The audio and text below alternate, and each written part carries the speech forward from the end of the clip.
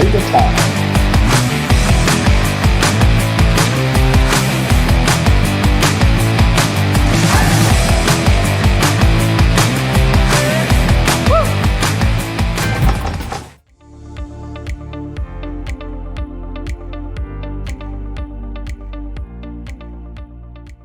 Hello and welcome to this week's episode of Chaile Time. Toby, welcome. Thank you, Tipper. How are you? How you've been? What is that you've been busy with? What's happening in your world? I'm going to say what happens in my world, or what happened in my world the last 10 days or so. Yes. But first, I burned to hear what happened in your hearing last Friday. No, I think my tactic worked because remember I told you about the email that was sent with complaints, Yes, yeah. and I just responded with one sentence. So when we got there, what I said is like, welcome everybody, introduction again, and then this is a continuation and everything. And like I said, I'm going to reiterate, we're not going to touch anything in terms of the email that was sent to me last week. Okay. I'm going to take everything into consideration when I'm doing my report. So we're going to proceed. Company, you said you have one last witness that you wanted to call, and they said actually two. I'm like, okay, now we're going to start from there. Do we all understand? And everyone was in the same page. Okay. So it worked. And then actually the employee didn't want to, he played a victim because remember, everyone is gunning at him, his behavior, how he made the company lose money, and then his lack of planning and. But he is now a victim in terms of he didn't have any ammunition in terms of defending himself, and then I had to explain to him. But now everyone was sitting here, you were cross-questioning everyone. You were supposed to gather that information and use it on your evidence in chief. Yeah, but there's nothing really for me to use because it seems like everyone is against me here. You see now when they're playing, actually the same thing happened to a hearing that I did on Monday that was talking about sexual harassment. Oh, The lady who was harassing another lady, wow. spicy. She was like, I'm victim, I'm a victim. So there's nothing much I can say because I'm a victim. So it was one of those. But now in your case on Friday, so did you go through the whole hearing? We went through the whole hearing. So now you must just do your report. Yes, and your findings. I must do my findings, yes. But that's good. So for me, so we've been settling, 5 disputes outside the CCMA this week. And one of them, it was already an arbitration award that was issued, and the employee won the arbitration. So, but in this case, we managed to phone all 5 employees of different companies afterwards to see if we can't settle the disputes. And even the person who got a favorable arbitration award in his favor settled on different terms in terms of the conversation that was made, the phone call. And quite interesting also is the other part is they all applied or referred the 711 documents to the CCMA to apply for cases.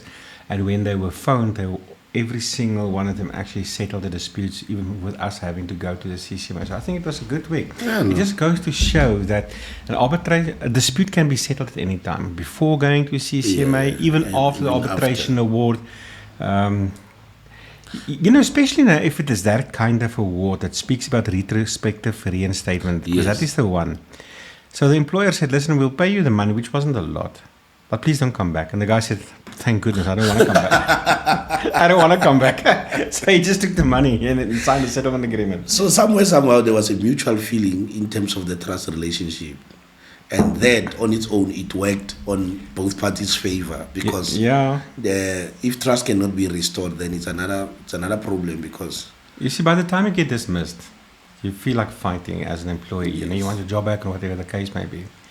But by the time you get to the end of arbitration, which is probably 6 months later, or in the case today, was 2 years strong and we're still going, we're halfway there. By that time, I think you realize, you know what. Die koel is deur die kerk, sê hulle in Afrikaans. You don't really want to go back there. Exactly. And then you'll almost accept any settlement. But anyway, so that was a good week from that perspective. It was a good week. What's happening in the news? In the news, what are you doing to I'm Uncle? Excited. Our uncle there. What are you doing to our uncle? Uncle Trump. In terms of your exports and then Now, interesting. I've seen this week a news article saying that in spite of Trump's levies and tariffs in 2025, we had an exceptional good year. Improving on 2024, our agricultural exports over $15 billion. And suddenly this year, the Chinese market opened with a free trade agreement. South Korea finally opened after 20 years of negotiation. And Africa is becoming probably our biggest export market, increasing exports from 44% to 53%. So, welcome to Mzansi. we're not limited by Trump, man. That's good news. That's good news. Actually, when I was parking that's good news. When I was parking my car now, I just heard also that the company that wanted to buy SAA is now wanting to buy Fly-Safari. Yeah, and it's interesting. I saw that too yesterday. Yeah, because it seems like there's issues with compliance with Fly-Safari and BEE and those kind of things. Yeah. Well, allegedly they're not 100% compliant with our BEE regulations as far as the ownership is concerned. I don't have much detail, but that is what I read in the news. So I'm surprised to see suddenly there's now the article yesterday said new owner for Fly-Safari. So I don't know if it's a done deal or it's just part of negotiations at this stage or what the heck is going on, So, but interesting, yeah. But we'll have to watch and see. But yes. Yeah, so today, what are we talking about? What are we educating our members? CCMA now. Yes. We sit in different seats. We as representatives, we have our own little world. We operate in our seat that we are sitting on. So we approach the CCMA from a certain perspective. The employer approaches the CCMA from a specific perspective, and so also I suppose the employee and their representatives and whatever. And then you have the commissioner who's sort of in the middle of the two, and he or she is living in their own world. I think for the commissioner it is only about justice. But for the rest around the table, it's all about strategy. So today we're talking about CCMA strategy. Don't rely on postponement applications. So in this toolbox we have, there's a lot of tools, there's a lot of tricks. Yeah. And one of those things sometimes is postponements. Now, obviously, I suppose 9 out of 10 times the postponement applications are bona fide, it's done in good faith, but to some extent, because you don't know necessarily immediately what the commissioner is going to rule on a postponement application, you're sort of left in limbo. There's a bit of uncertainty, and your strategy is sort of influenced by this. Do I pitch? Don't I pitch? What do I do? Will the commissioner even respond? Because sometimes they don't respond. Sometimes you have to pitch up to argue postponement in a hearing. Sometimes not. To illustrate this difficulty, I was involved in a case in 2022. It was, yeah. And I had illness, and it was an arbitration hearing, so I had an illness on the day of arbitration. I was representing the employer, and the day before arbitration, I actually communicated the attorneys of the applicants, and the attorney responded in writing to say, look, if I produce a medical certificate, then I'm amenable to a postponement. But now I'm a burkie man. For me, I don't know what the word amenable means. For me, it is like we agree to a postponement, but technically, apparently, amenable means we are open to the idea of a postponement. Okay, so that's why we do need interpreters in this life.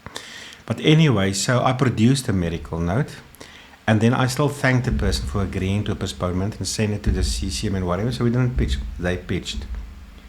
So the employer got a R1.5 million default award against. You see, so here the complication is already coming in. What do you do with postponement applications? According to you, according to CCMA Rule 23, there's an agreement to a postponement, but okay, there's a bit of an interpretation question mark here. Anyway, we did take the matter through the review at the Labour Court, and last year, towards the end, I think it's September or so last year, the Labour Court finally said that the Commissioner don't know where his mind was. It's quite clear that based on the communication, let's not play or hide behind technicalities of the word amenable. It's quite clear that should a doctor's note be produced, we all agree to a frequent postponement, you see. So now we're going back in March this March, 2026. We're going for arbitration again. It's like 4 years later, Tsebo. Yeah, no. So now, is there where the Commissioner now can draw the line also in terms of postponements and those kind of things? So let me tell you my story. So we have this case now. So I'm going to say names. This is CCMA case in Durban. Durban. I'm going to put up a disclaimer. We don't do that.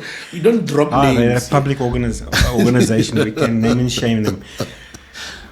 I don't know why, but I can guess. They must have serious budget issues or a lack of availability of commissioners. I mean, cases there take years. Can I tell you something before you finish? I once had a case at, remember, MEIBC is just across the street. Yeah. CCMA there. So we were early at the MEIBC for the first leg of our case, and then the Commissioner came, and then there was a postponement. But the second time when we came, the HR manager was like 15 minutes late. The Commissioner was furious. But the previous time, she was the one who was late. But next time, the second time, she was furious. You guys are late. You don't respect the time. Hey, did you guys say anything? Mr. Commissioner, Madam Commissioner, last time. We kept quiet. We had a postponement. She's like, I have to rush now across the road to the CCMA because now it seems like she had another case. Then we understood where did the frustration they're under pressure, man. So in this case now, this case has been going on for 2 years already, and we're only midway. We're halfway now, okay? So we've got 2 witnesses. One witness already testified. Then a couple of months later, they set the matter down, and I went. And when we were sitting, the Commissioner came in and simply said, listen, I can't deal with your case today. I've got double booking. I'll set the matter down again. And we've been waiting months. So finally, the matter is now appearing again on the 18th of February next week. So I need to go. But now this is the problem. Now it's 2026, new year, new strategies from companies, and they need to send the entire management team on a training week in another country, somewhere in Southern Africa. It's not in South Africa itself. It's outside. All the managers are going. And the one witness, which now must still testify, which is the core witness, is is the operations manager, and he must actually attend. So we applied for postponement. And we just feel a bit of grief here because this whole process has been laid up by the CCMA itself. I mean, life goes on. We can't just wait for the CCMA indefinitely, understand? So we applied for postponement, a good faith postponement, to say, listen, this is a situation, the witness is not going to be here, it's going to be another country. I mean, it's not our fault that they're taking forever to set the matters down, Anyway, so the ruling came not granted. But interesting is that normally with a ruling, the Commissioner will flesh out his argument why he will accept or grant postponement or why he doesn't grant postponement. Not this one. This one's a tick box. Did the Commissioner grant postponement, yes or no? And just cross no. No explanation, nothing. It's just I'm like, these guys, they seriously don't have time to work, eh? Yeah, maybe it's that pressure. It's that pressure because I once had a Section 73, the CCMA in Durban. There were 9 employees who were issued with end of contract, and they were claiming that they are owed, what is this thing? Notice pay. Notice, yeah. So I had all my documents here with me. Then I'm like, started saying, Mr. What, Mr. What, all of you, please write the breakdown so that you can give the commissioner the breakdown, every cent and all the hours that you worked and how much are you owed and how long you've been with the business to claim that you are owed this much of a notice period. And then they were just rambling. The commissioner's like, you know what? She wrote the ruling and said, and then as soon as you guys get your factors right and everything, like this gentleman is suggesting, then we're gonna now pack this matter. I'll find you another date, and I want you to engage amongst each other. And then if you have a solution, contact us before time, and then maybe this matter can be closed or something. Now it explains. So sometimes it's because of the pressure that they have. You see now how that commissioner made that ruling there to say, because this gentleman, they seemed not to be prepared because they didn't know how much they are owed. Yeah. The rent value to the T, and you know what that's what is needed when you go for a Section 73. Yeah, you need to have your facts right as an applicant. So in this case, now we received the ruling, tick box, it's not granted, so what now? Okay, so I gave the options to the employer, one, we can, I suppose, apply for a review of that, if you can call it a ruling. I suppose it is a ruling. Or somehow that manager must attend to arbitration and not his conference, okay? Or I can pitch without any witnesses, go there and either try to make a case again to postpone or to close my case there. Or we just don't go at all and try to attack the default award. Obviously, some of these options are not advisable. Yeah. I did advise them, go to rather go to the Labour Court on an urgent basis, even though the prospects of success itself is questionable, and I'm going to give some guidance now why. But at the end of the day, they actually released the manager to attend to the arbitration, and then he will just go through the next day. But now I get word that the CEO is now unhappy with us. That we didn't try hard enough. We didn't make a good enough case out. But the thing is, the application was actually sent to him for his approval first. And he approved it. Yeah. Okay, so today I want to talk about here, I'll just give some guidelines. Where does the courts and the CCMA stand with these postponement applications? And should you depend that just because you've sent the application, that sure, you're not going to pitch up, it's now automatically granted or whatever the case may be. Because you as an employer, let's say you're the employer now applying for a postponement, you only look at your interest and how unfair it will be if you have to proceed with arbitration. And then because you sent the application, we often adjust our strategy around that application, thinking it will now be granted. And the peril, if it is not granted, or even if you think it is granted or should be granted, or if there's an agreement to that the other party agreed to a postponement, and then you decide not to pitch, like what happened with us. Yes. Now, in my case, I couldn't actually pitch because of what was wrong with me. So it's not that I was trying to be malicious or anything. I just couldn't actually physically go there. So, but it came back to bite us badly. But luckily, 3-4 years later, we got justice. But you see, that is the whole process now. What do you do with this thing, you see? So I think the starting off point is CCMA Rules 23. Okay, that deals with the procedure on how to postpone an arbitration and provides as follows. Number one, an arbitration may be postponed by written agreement between the parties. So normally, if both parties agree to postponement, that should be fine, or by application to the Commission and on notice to the other parties. 2, the Commission must postpone an arbitration without the parties appearing if A, all the parties to the dispute agree in writing to the postponement. And this is where the issue came in, because I understood our written communication to be a postponement. But there was a technical word there. That word amenable, there was a technicality there. But luckily, one thing about our courts, they don't like hiding behind technicalities. Yeah. That's a good thing, okay? B, the written agreement for the postponement is received by the Commission at least 7 days prior to the scheduled date of the arbitration. So a mutual agreement by both parties is typically the preferred method, the easiest also. And then number 3, if the conditions of sub-rule 2 are not met, any party may apply in terms of Rule 31 to postpone an arbitration by delivering an application to the other parties to the dispute and filing a copy with the Commission before the scheduled date of arbitration.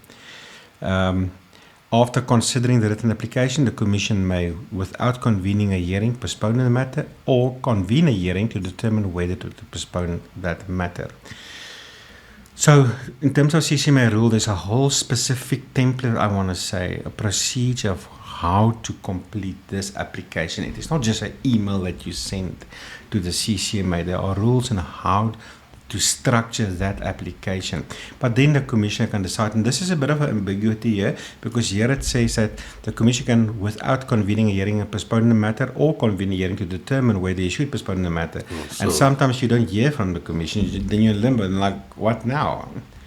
Or it's like the rescission application when they say it can be done on paper, or you can go into the CCMA to go. Yes, I've been how many times I will pitch up at the rescission in limine proceeding, then the receptionist there will tell me, oh, you shouldn't have come. It's on paper. The Commission is deciding on paper. I'm like, why didn't you tell us this?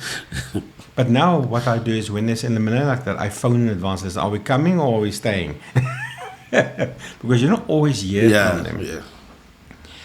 So, but interesting, just a bit of case law. So, there's this Labour Court case, Free State Gambling and Liquor Authority versus Mutani and others. This is a Labour Court case 2017. Court found the following. Number 1, or A, postponements at arbitration hearings are not to be readily granted. So, if you apply for a postponement, already there's going to be a very strict criteria that's going to be applied by the Commissioner. It should not be readily granted. So it is not just, the fact that you've sent it now, it's automatic, B, postponements in arbitration should be granted on less generous basis. This approach is informed by the recognition that the LRA requires that labour disputes need to be resolved expeditiously, and thus arbitrators have a wide discretion in granting or refusing to grant a postponement. So this is not a right, it's a discretionary decision by the Commissioner. So it's his discretion. And there are other discretionary decisions too, like for instance with condemnation applications. It's also a discretion of it's not a right, it's a discretion. I have seen where CCMA commissioners will refuse condemnation when a person is 1 day late. I've seen them granting where a person is almost 400 days late. It's a discretion, of the commissioner itself. C, where fundamental fairness and justice justifies a postponement, the arbitrator may, in appropriate cases, allow such an application even if it was not timelessly made. The Labour Court sitting in review will adopt a stringent and restricted approach to interfering with the refusal to grant postponements by arbitration. This is quite interesting. So, remember I said that one of the avenues is to file for a review at the Labour Court. But prospects can be questionable. I'm not too convinced, to be honest with you. And let me tell you why. First of all, this case was already previously postponed because of the unavailability of a witness from our side. Yeah. It's already done. This case is now already over 2 years before the CCMA. So if you look at prejudice, okay, so you have on the one hand the employer who's now taking their managers on training sessions somewhere else. So it's obviously a massive inconvenience. But measure that up against the employee who's been out of a job for 2 years. The interest of justice. Yeah. So I understand probably why the Commissioner is now drawing a line in the sand, given the fact that we already applied for a postponement and it was granted previously. So at some point, the court's going to say, yeah, that's where pitch up, sunshine. That's where you will find that there were 30 employees, but at the end, on the final day of arbitration, there's only like 3 or 4. Yeah. So then also this Constitutional Court case, 27, Lekolwane and another versus Minister of Justice and Constitutional Development. The Constitutional Court held the postponement of a matter set down for hearing on a particular date cannot be claimed as a right. An applicant for a postponement seeks an indulgence from the court. A postponement will not be granted unless this court is satisfied that it is in the interest of justice to do so. In this respect, the applicant must ordinarily show that there is good cause for the postponement. Whether a postponement will be granted is therefore in the discretion of the court.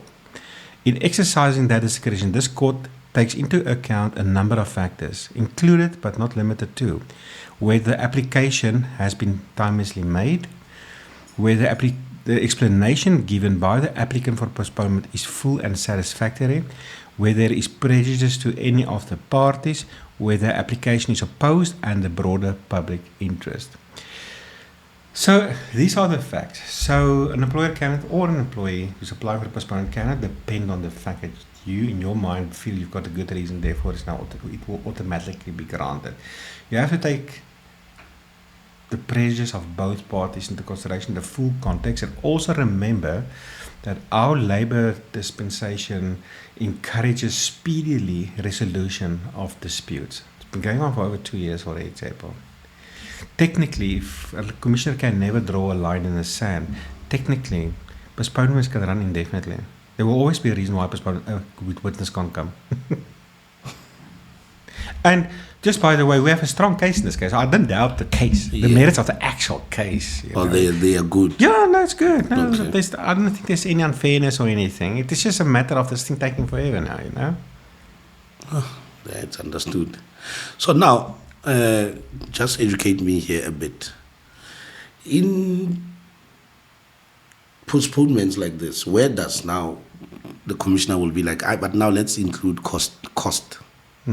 Yeah, let's now, someone is going to be liable for the costs because we've been dragging this matter for so long. Where does that fit in? Well, it typically fits. I have not seen really in postponement applications that's a cost. I mean, if you think about it, I don't think a commission is easily going to say, yeah, I will grant you postponement, provided that you are paying costs, you know. Okay. But I suppose the opposing party, you know, if he believes that cost comes in when there's a bit of a ambiguity or a party's malicious, you know, unnecessary postponements, trying to delay cases unfairly. An opposing party can start to apply for cost. Most of the time, it's not going to be granted because, you know, when the CCMA and is a labour court, even in the labour court, if a party wins a case, cost does not automatically follow suit because they want to make sure that the CCMA and the labour court is easily accessible, you see. So it is not an easy thing to come by. But yes, clearly, if there are ambiguities, a party is malicious and trying to have matters unfairly postponed all the time and delayed, then parties can apply for cost. And yes, a commissioner can indeed then grant cost. But yeah, so I suppose in an application like this, for postponement, an opposing party can apply for costs should it be granted. But then they're going to have to give their reasons that the application in itself wasn't made in good faith or whatever the case may be. But yeah, so Chaile, postponement applications. Now I have to go through, and poor manager can't go to his conference. All the best and good luck. Job reviews. I've seen so many now. Before we go with job reviews, there's a lot of jobs coming in. I have a quote for the day. Oh. Denzel Washington gave us a quote for the day. Okay. If you pray for rain, you must be willing to deal with the mud. Profound. It's a good one, eh? Yeah, no, really. A lot of people ask, oh God, please give me a nice house. Okay, here's a nice house. Oh my goodness, every month I must change screws and light bulbs and paint house. Yeah, the maintenance is enormous, and the swimming pool chlorine every bloody day. The gate machine is broken. Take away the house. The remote is not working. Yes, I'm telling you, it's never ending. It doesn't stop. That's a lot. Then you just want a simple, easy life. Not every single day something breaking down. So if you pray for rain, deal with the mud. Be ready to deal with the mud. So now job review. Oh yes, I think it's a new year. Right? There's a lot of jobs coming in. I've seen them in our networks. Good positions. Yeah. Yeah. So they must just check in there, and then Anyway, very educational. Thank you very much. I'll see you. Always you off to the CCMA now. You've got a section 73. Yes, and tomorrow I'm in Durban. Yes, yeah. MEIBC tomorrow. Yes. And I'm there next week. Okay. Yeah. Anyway, good luck. See you again. Thank you. Bye. Cheers. Bye. Good morning, everyone. Let's have a look at some of the vacancies posted nationwide on our Harmony People's Network this week. First up, Quality Sales and Services has an opening for a store manager. In Johannesburg, there is an opportunity for a senior bookkeeper in the hospitality industry. A well-established manufacturing company based in KZN is seeking an experienced mid, senior level IT professional. And last but not least, Basadi is advertising for a junior nester and draftsman. For the full information of the mentioned positions, how to apply, as well as more available positions, find the vacancy link in the description. You will also find a link to a useful video on how to compose a winning CV and have a successful interview. Tune in again next week for more Harmony vacancies.